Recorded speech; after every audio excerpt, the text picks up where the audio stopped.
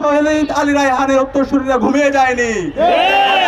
যেভাবে প্রতিবাদ প্রতিরোধ করে চলেছিল, ইনসাফের পক্ষে কথা বলেছিল, বৈষম্যের বিপক্ষে কথা বলেছিল, আমরা শহীদ আবু সাইদ ওয়াসিম আলী রায়হানের উত্তরসূরিরা ঠিক একইভাবে আমরা আমাদের বৈষম্যের বিরুদ্ধে ইনসাফের পক্ষে আমরা কথা বলে যাবো ইনশাআল্লাহ। আজকে আমরা 8 দিন ধরে আন্দোলনের পরও অন্তর্বর্তীকালীন সরকারের কার্যকর কোনো উদ্যোগ দেখতে পাচ্ছি না। আজকে আমরা হতাশ হচ্ছি। অন্তর্বর্তীকালীন সরকারের যিনি প্রধান, তিনি একজন শিক্ষক। আজকে যিনি শিক্ষা উপদেষ্টা, তিনিও ঢাকা বিশ্ববিদ্যালয়ের একজন শিক্ষক। আজকে যিনি আইন উপদেষ্টা, তিনিও একজন শিক্ষক। আজকে যিনি জ্বালানি উপদেষ্টা, তিনিও একজন শিক্ষক। অন্তর্বর্তীকালীন সরকারে আমরা যাদেরকে দেখতে পাই তারা সবাই শিক্ষক। শিক্ষক হয়ে আপনারা আমাদের শিক্ষকদের বঞ্চনা, তাদের ন্যায্য অধিকার কথা অনুভব করতে পারছেন না। আপনারা যদি এটা করতে না পারেন, আপনাদের এখানে থাকার দরকার নাই। ভোট বিলাস করার জন্য পাঠাই নাই। শিক্ষার্থীদের এবং আমাদের শিক্ষকদের ন্যায্য যে দাবি আছে, সেই দাবি বাস্তবায়ন করার জন্য আপনাদেরকে পাঠিয়েছি। জুলাইয়ের শহীদদের যে আকাঙ্ক্ষা, তাদের যে প্রত্যাশা, সেই প্রত্যাশা বাস্তবায়ন করার জন্য আপনাদেরকে পাঠিয়েছি। আপনারা যদি মনে করেন এখানে ভোগ বিলাস করতে এসেছেন, তাহলে আপনারা ভুল করছেন। এই পথে পড়ান, আমাদের শিক্ষকদের ন্যায্য দাবি মেনে না নেন, তাহলে বাংলাদেশে ফ্যাসিবাদ, খুনি হাসিনা এবং তার দূষণদের যে পরিণত হয়েছিল, তার চাইতে খারাপ পরিণতি আপনারা হতাশ হবেন না, আপনারা হীনমন্য হবেন না।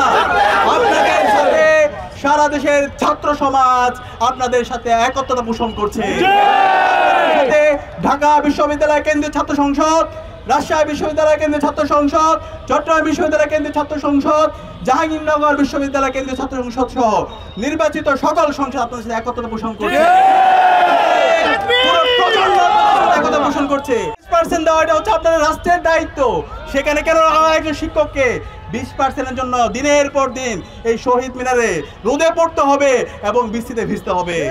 এবং আমরা আমাদের শিক্ষকদের দাবি, ছোট্ট একটা দাবি, তাদের ট্রিটমেন্টের জন্য, চিকিৎসার জন্য তাদের 1500 টাকা ভাতা। আরে ভাই, এই 1500 টাকাটা কি বেশি? টাকার অভাব হয়েছে, হাজার হাজার কোটি টাকা আপনারা লোপাট করছেন, সেটা আপনারা আমাদের শিক্ষকদের উপর জুলুম করবেন না, সেই জুলুম আপনারা বরদাস্ত করবেন না, আগুন নিয়ে খেলবেন না বাংলাদেশের ছাত্র সমাজ। এবং আমরা একই সাথে আমাদের শিক্ষকদের যে দাবি, যারা স্টাফ আছে তাদের উৎসব ভাতা, 75% উৎসব ভাতা, সেটা তো একটা ন্যায্য দাবি। আমি অনুরোধ করবো অন্তর্বর্তীকালীন সরকারকে, এখনো সময় আছে, শিক্ষকদের ন্যায্য যে দাবি আছে সেই ন্যায্য দাবি মেনে নিন। তাহলে এমন ঝড় হবে, এমন উত্তাল তরঙ্গ হবে, যেটা আপনারা বইতে পারবেন না। আমাদের শ্রদ্ধেয় শিক্ষকদের যে দাবি আছে, ন্যায্য দাবি আছে, সেই ন্যায্য দাবি মেনে নিন। একই সাথে সারা দেশের আজকে শিক্ষা প্রতিষ্ঠানগুলো অচল অবস্থায় আছে। আমাদের এমপিভুক্ত যে শিক্ষক, সারা দেশের শিক্ষা ব্যবস্থা 57% শিক্ষা ব্যবস্থা, 97% শিক্ষা ব্যবস্থা আমাদের এমপিভুক্ত শিক্ষকদের সাথে কানেক্টেড। আমরা অনুরোধ করব অতি দ্রুত সময়ের মধ্যে সরকারের উচ্চপদস্থ যারা আছেন, প্রধান উপদেষ্টা থেকে শুরু করে উপদেষ্টা যারা আছেন, তারা আন্দোলনে যারা নেতৃত্ব দিচ্ছেন, সবার সকল অংশীজনদের সাথে বসে দ্রুত সময়ের মধ্যে কার্যকর উদ্যোগ গ্রহণ করেন এবং আমাদের শিক্ষকদের ন্যায্য আন্দোলন আপনারা মেনে নেন। এবং আমরা কথা দিচ্ছি, ঢাকা বিশ্ববিদ্যালয় কেন্দ্রীয় ছাত্র সংসদের পক্ষ থেকে আপনাদের সেই ন্যায্য দাবির সাথে আমরা একত্রতা পোষণ করছি এবং আপনাদের সাথে আমরা আছি। না, বিজয় আসবে ইনশাআল্লাহ। আবু সাইদ যেভাবে জীবন দিয়ে পুরো জাতিকে নতুনভাবে পুনর্জীবিত করেছিল, আমরা কথা দিচ্ছি, আমরা প্রত্যেকে আবু সাইদ উত্তরসূরি হিসাবে আমরা আপনাদের সাথে আছি। বিজয় আসবে ইনশাআল্লাহ।